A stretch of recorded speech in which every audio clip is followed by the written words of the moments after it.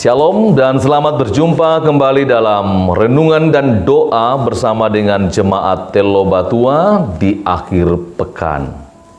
Sabtu 15 Agustus 2020. Mari sebelum kita membaca, mendengar renungan, mari berdoa. Dengan menundukkan kepala kami mengucap syukur kepadamu Bapa di surga, pemilik kehidupan ini, yang terus menolong dan memberkati anak-anak-Mu yang berserah kepadamu. Kami mau membaca dan merenungkan firman-Mu, mohon Tuhan berkati, dan Roh Kudus memampukan kami untuk memahami dan memeliharanya. Mohon ampun atas dosa kami dan berfirmanlah Tuhan, kami telah siap mendengar.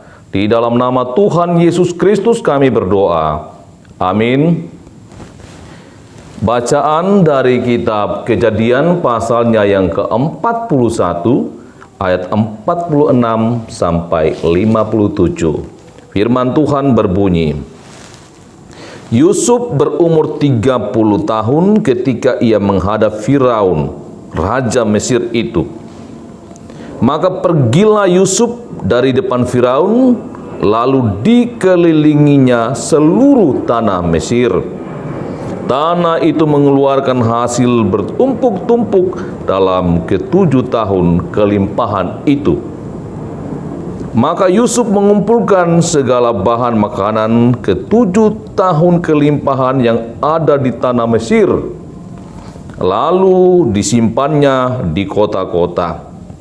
Hasil daerah sekitar tiap-tiap kota disimpan di dalam kota itu. Demikianlah Yusuf menimbun gandum seperti pasir di laut, sangat banyak, sehingga orang berhenti menghitungnya karena memang tidak terhitung. Sebelum datang tahun kelaparan itu, lahirlah bagi Yusuf 2 orang anak laki-laki yang dilahirkan oleh Asnat, anak Potifera, imam di On. Yusuf memberi nama Manase kepada anak sulungnya itu, sebab katanya, Allah telah membuat aku lupa sama sekali kepada kesukaranku dan kepada rumah bapakku. Dan kepada anaknya yang kedua diberinya nama Efraim, sebab katanya, Allah membuat aku mendapat anak dalam negeri kesengsaraanku. Setelah lewat ke-7 tahun kelimpahan yang ada di tanah Mesir itu, mulailah datang 7 tahun kelaparan seperti yang telah dikatakan Yusuf. Dalam segala negeri ada kelaparan, tetapi di seluruh negeri Mesir ada roti.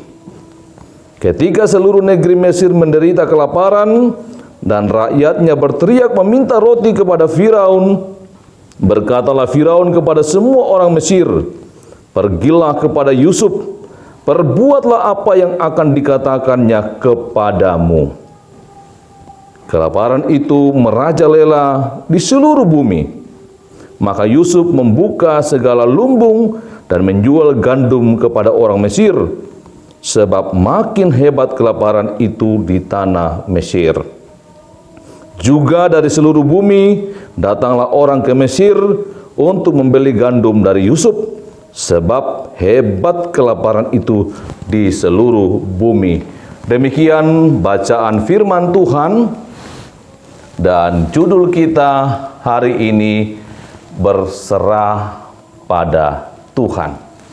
Kata berserah pada Tuhan bukan lagi kalimat yang asing bagi kita.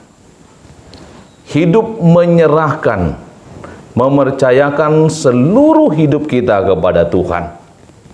Ini memberi kesan kepada kita bahwa setiap usaha, setiap perjuangan, setiap proses yang kita lalui, kita selalu membawanya kepada Tuhan.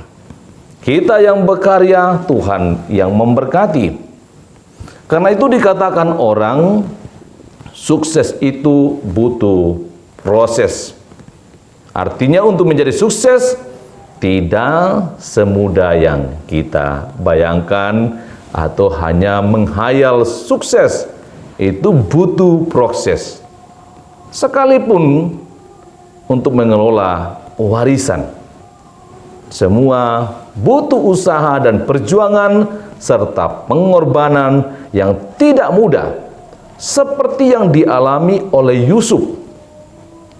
Ia mengalami begitu banyak tantangan, tetapi pada usia yang ke-30, ia sudah menghadap Firaun setelah dapat menerangkan, menafsirkan mimpi dari Firaun yang membuat Firaun gelisah sebelum ada yang dapat mengartikan mimpinya. Mimpi itu menunjuk kepada 7 tahun kekenyangan dan kemudian 7 tahun kelaparan.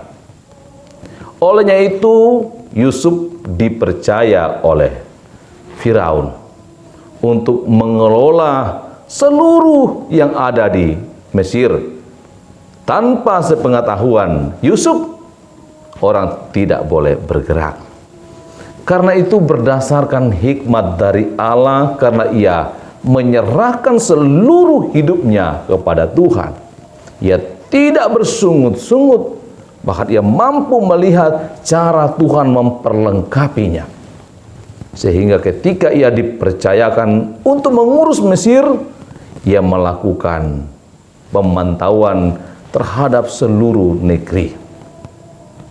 Mengusahakan lahan agar hasil itu boleh berlimpah di 7 tahun kekenyangan itu, dan menyimpannya mengantisipasi masa kelaparan 7 tahun seperti yang telah kita dengarkan bersama-sama.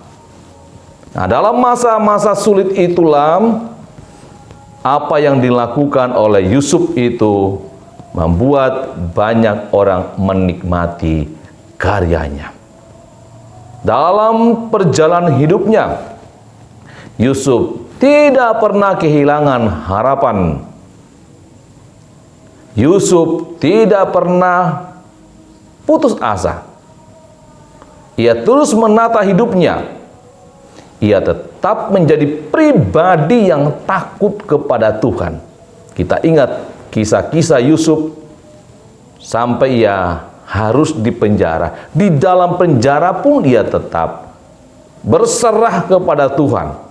Dia tetap melakukan apa yang dikehendaki Tuhan, sehingga Tuhan memberi hikmat untuk menjawab mimpi berikut dari orang-orang yang bersama di dalam penjara. Dan seterusnya, kisah-kisah Yusuf itu yang menarik, membuat kita merasa bahwa orang yang hidup berserah kepada Tuhan itu akan selalu dibimbing Tuhan. Tuhan akan menyingkapkan perkara-perkara yang tidak mungkin disingkapkan oleh manusia. Itulah kelebihan Yusuf dalam hidup berserah kepada Tuhan, sehingga dengan bijaksana dapat menimbun bahan makanan selama 7 tahun kekenyangan untuk mengatasi 7 tahun kelaparan. Dan ketika musim kelaparan tiba, ia membuka lumbung-lumbungnya dan boleh dipakai, digunakan, atau dimakan oleh rakyat yang berteriak minta tolong, sekalipun itu harus dibeli. Saudara-saudara yang dikasihi Tuhan, Yusuf mengakui semua yang dia alami itu sebuah proses, karena Allah telah memberitahukan semuanya itu kepada. Jadi Firaun pun mengakui apa yang dikatakan oleh Yusuf sebagai sesuatu yang asal dari Tuhan. Bahkan Yusuf dikatakan kepadanya, atau Firaun mengatakan kepada Yusuf, tidak ada orang yang demikian berakal budi dan bijaksana seperti engkau. Nah, orang-orang yang berserah kepada Tuhan akan diberi hikmat dan kebijaksanaan. Apalagi jikalau memang ia berseru meminta kepada Allah, meminta hikmat, meminta kebijaksanaan kepada Tuhan. Nah, kita tahu bagaimana kisah hidup Yusuf itu. Kita tidak tahu bagaimana hari-hari depan, bukan?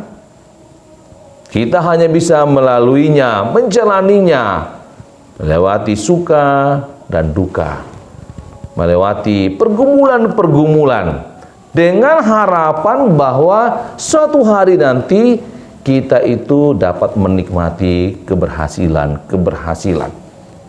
Nah, sebelum mencapai semuanya itu, ada hal yang tidak boleh kita lupakan, yaitu berserah kepada Tuhan, berdoa dan bekerja. Setiap tantangan hadapi dengan meminta hikmat kepada Tuhan. Sebagaimana nanti pada bahagian bacaan selanjutnya, Yusuf mengatakan bahwa Tuhan yang mengutus dia lebih dahulu ke Mesir supaya dapat memelihara hidup saudara-saudaranya, juga orang tuanya. Ini muncul karena hidup berserah kepada Tuhan. Nah, saudara-saudara yang dikasihi Tuhan, kita sangat menyadari bahwa Tuhan yang kita sembah itu Tuhan yang Maha Tahu, Tuhan yang mengenal, bahkan mengenal suasana hati kita. Karena itu mari dengan jujur kita hidup berserah kepada Tuhan. Kita tetap berdoa kepadanya dan tetap mengerjakan bahagian-bahagian kita dengan tekun, dengan sukacita. Biarlah Allah membentuk kita seperti yang Dia kehendaki, seperti yang Dia rancangkan. Percayakanlah hidup kita kepada Tuhan. Sekalipun ada tantangan-tantangan, ada cobaan-cobaan, ada hambatan-hambatan dalam kehidupan. Itu semua adalah suatu proses untuk membentuk kita semakin kuat dalam meraih keberhasilan. Karena itu saya selalu mengingatkan bahwa masalah itu bukan yang menjatuhkan kita, tetapi yang menjatuhkan kita itu adalah sikap kita dalam menghadapi masalah. Jadi jikalau kita menghadapi setiap persoalan, masalah hidup dalam memperlengkapi diri dengan berserah kepada Tuhan, meminta petunjuk kepada Tuhan, maka ia akan membuat kita semakin dewasa setiap kali kita menghadapi tantangan dan masalah hidup. Tetaplah berserah kepada Tuhan, karena kita tidak tahu persoalan apa yang akan terjadi di hari kemudian. Berserahlah kepada Tuhan dan berharaplah kepadanya, biar Ia yang berkuasa atas hidup kita dan memberkati kita sesuai dengan kehendaknya dan waktunya. Amin. Mari berdoa. Bapa di surga, kami bersyukur kepadamu karena Engkau mengajar kami untuk berserah kepadamu sebagaimana Yusuf. Biarlah jemaat-Mu senantiasa berserah kepada Tuhan, dan Tuhan terus memberkati dan memperlengkapi, membentuk hingga kelak boleh berhasil.